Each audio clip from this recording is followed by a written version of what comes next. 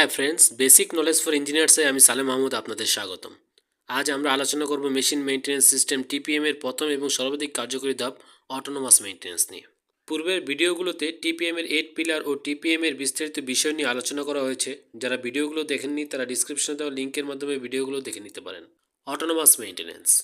Autonomous maintenance is defined as a maintenance strategy where machine operators continuously monitor their equipment, make adjustment and perform minor maintenance tasks on their machine. Autonomous maintenance হচ্ছে এমন এক ধরনের maintenance কৌশল যেখানে operator নিজেই ক্রমাগত তাদের সরঞ্জাম নিরীক্ষণ, সমন্বয় করা এবং তাদের মেশিনের ছোটখাটো রক্ষণাবেক্ষণ কাজগুলো সম্পাদন করে থাকে। অর্থাৎ একজন অপারেটর যার কাজ হচ্ছে মেশিন চালানো, অটোনোমাস মেইনটেন্যান্স সিস্টেমে একজন অপারেটরকে দক্ষ মেশিন চালকের পাশাপাশি একজন রক্ষণাবেক্ষণকারী হিসেবে গড়ে তোলে। সুতরাং এখানে অপারেটর নিজে অপারেটিং প্লাস মেইনটেন্যান্সের দ্বৈত ভূমিকা পালন করে। Cultural issue. আমাদের ব্যক্তিগত বা কর্মজীবনে কালচারাল কিছু সমস্যা রয়েছে, যেমন আমার এত কিছু জানার প্রয়োজন নেই, তোমার কাজ তুমি করো, আমরা সবসময় এভাবেই কাজ করি, এখন কেন অন্যভাবে করব, আমি অপারেটর, আমি মেশিন চালাবো, আমি কেন রক্ষণাবেক্ষণ করতে যাব, আমি দীর্ঘদিনের অভিজ্ঞ, আমাকে শেখাতে হবে না, কিভাবে কি করতে হবে তোমার চেয়ে ভালো বুঝি। এই ধরনের কালচারাল ইস্যুগত সমস্যাগুলো আমাদের কাজের দক্ষতা অর্জনে বাধা প্রদান করে। এই সমস্যাগুলো অটোনোমাস মেইনটেন্যান্সকে ডেভেলপ করতে দেয় না। নিউ স্পিরিট, নতুন উদ্যম. অটোনোমাস মেইনটেন্যান্সকে ডেভেলপ করতে আমাদেরকে নতুনভাবে চিন্তা করতে হবে। যেমন আমরা মেশিনের সমস্যার সমাধানে অংশীদার হব, সমস্যা অল্প থাকতে দ্রুত সমাধান করব যাতে বড় আকার ধারণ করতে না পারে। মেশিন আমাদের মূলধন, আমাদের মেশিন ঠিক রাখা আমাদের দায়িত্ব। মেশিন যন্ত্রপাতি নিয়ে এমনভাবে চিন্তা করব যে এগুলো আমার নিজের সম্পদ। আমরা কোয়ালিটি ব্যাপারে আপোষহীন হব, কাজের নিরাপত্তা নিশ্চিত করব। Why TPM? টিপিএম কেন প্রয়োজন? 75% সময়ে অপারেটর মেশিন নষ্ট হওয়ার আগেই বুঝতে পারে। মেশিন সম্পর্কিত সহজ কাজগুলো অপারেটর করতে পারে। মেইনটেন্যান্স টিম কঠিন কাজগুলো করার জন্য বেশি সময় পাবে এবং তারা আরও সক্রিয় হয়ে উঠবে। মেশিনের প্রতি সকল অপারেটররা যত্নশীল হবে।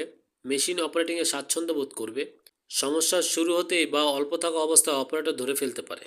যেমন আইসবার্গ থিওরি. সমুদ্রে ভাসমান একটি বরফ খণ্ড দেখলে আমরা মনে করি বরফের খণ্ডটি ততটুকুই, কিন্তু বাস্তবে টুকরোটি বিশাল বড়।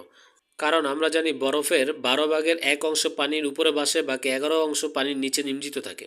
ঠিক তেমনি মেশিনের সমস্যাগুলো যখন অপারেটর বুঝতে পারে তখন তা 1 ভাগের মধ্যে সীমাবদ্ধ থাকে এবং অটোনোমাস মেইনটেন্যান্স সিস্টেমের সমাধান করা না হলে তা আইসবার্গ থিওরির মতো অদৃশ্য বিশাল আকৃতি ধারণ করে।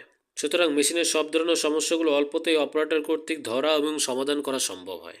Goal of TPM. টিপিএম এর লক্ষ্য: ইমপ্রুভ ইকুইপমেন্ট রিলায়েবিলিটি, সরঞ্জামের নির্ভরযোগ্যতা উন্নতি; ইনক্রিজ ইকুইপমেন্ট ইফেক্টিভনেস, সরঞ্জামের কার্যকারিতা বাড়ানো; এক্সটেন্ড মেশিন লাইফ, মেশিনের আয়ুষ্কাল প্রসারিত; রিডিউস আনপ্ল্যানেড ডাউনটাইম, অপরিকল্পিত ডাউনটাইম হ্রাস; কাল্টিভেট ওনারশিপ মাইন্ডসেট, মালিকানার মানসিকতা গড়ে তোলা।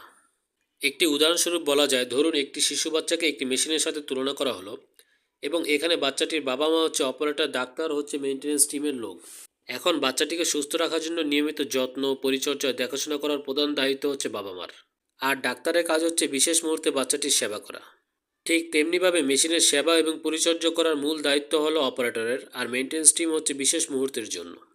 অটোনোমাস মেইনটেন্যান্সে মেশিন অপারেটর যে কাজগুলো করতে পারে তা হলো জেনারেল ইন্সপেকশন, সাধারণ পরিদর্শন; ডাস্ট ক্লিনিং, ময়লা পরিষ্কার; lubricating and greasing; leakage identification, leakage শনাক্তকরণ; টাইটেনিং, টাইট করা; ডেইলি চেকলিস্ট, দৈনন্দিন চেকলিস্ট। অটোনোমাস মেইনটেন্যান্সে গুরুত্বপূর্ণ 7টি ধাপ রয়েছে। 1. ইনক্রিজ অপারেটর নলেজ, অপারেটরের জ্ঞান বৃদ্ধি।